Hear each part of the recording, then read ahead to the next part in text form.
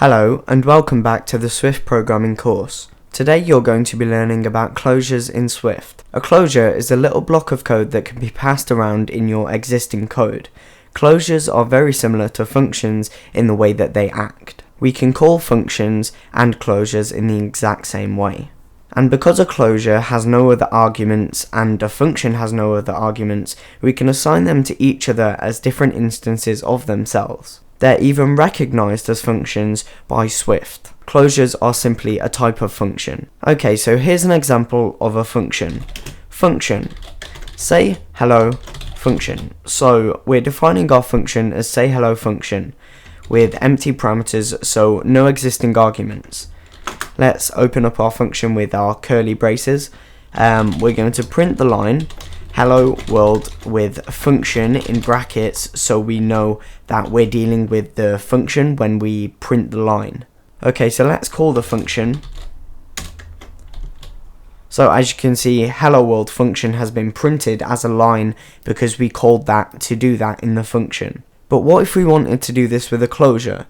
We've understood that closures and functions are similar, but we haven't actually seen a closure in action yet. So let's do that now. Let's create a closure. We need to create a variable which will act as our function. So we're going to create a variable called say hello closure. And then we need to pass in some parameters. So we can pass in parameters here in a function, and we can pass them in the closure too.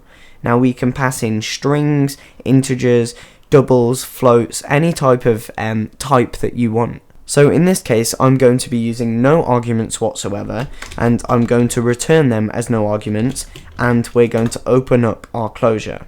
And then we can do the exact same thing we did before, so hello world, except in the parentheses we'll do closure. If you see some warning signs, don't be alarmed, they should go away after you finish writing your code. So what have we learned so far? Well, we can call functions exactly like a closure, and because a closure has no arguments and a function has no arguments, we can assign them to each other as different instances of themselves. So here's an example of that. We can say that our say hello closure is equal to our say hello function. So as you can see, the function is called, and we can see it here. It's recognized our closure as a function because they had no arguments, no similar arguments, and we were able to pass them through each other as different instances of themselves. Unfortunately, we can't do this the other way around. You can't do say hello function is equal to say hello closure because you'll get an error. But let's just demonstrate that just to see what happens. So we can equal it to say hello closure, but as you can see, we will get an error message. Because we can't assign the result to the expression.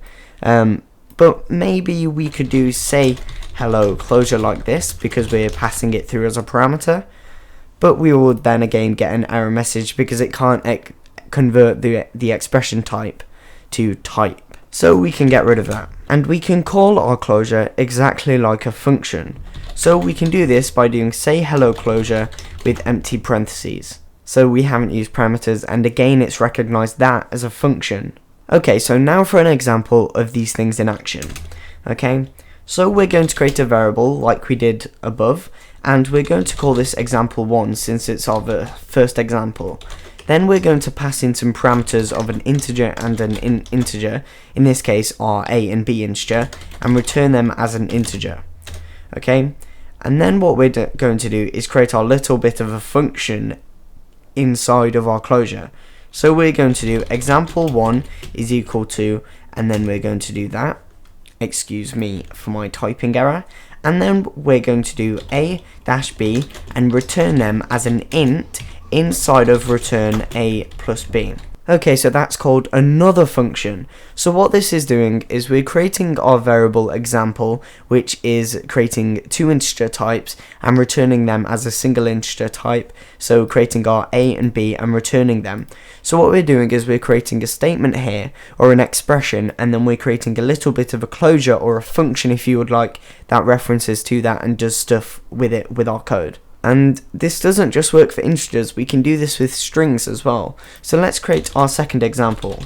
So variable example2, and we're going to pass in two strings and return them as a string. and then we're going to create example 2 and have that equal to another type of function, and this will be a and b again, but we will do string in and then we will do return a plus b. So we can add strings together and we can concatenate them with functions. Like I said, we can't just do this with strings and integers, we can do it with many more types. Let's go for a third example, which is our other main type that we use, which would be our float. We can also do doubles if we want, but we don't have to. So we're going to equal that to another function and return that to a float in and then return a plus b. So we can do floats and strings and integers and doubles.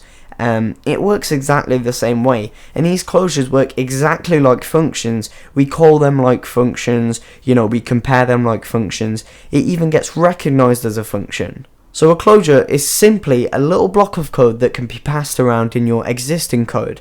A function is the exact same thing, but a little bit different. But in the essence of it, closures are very similar to functions. And that was closures in Swift.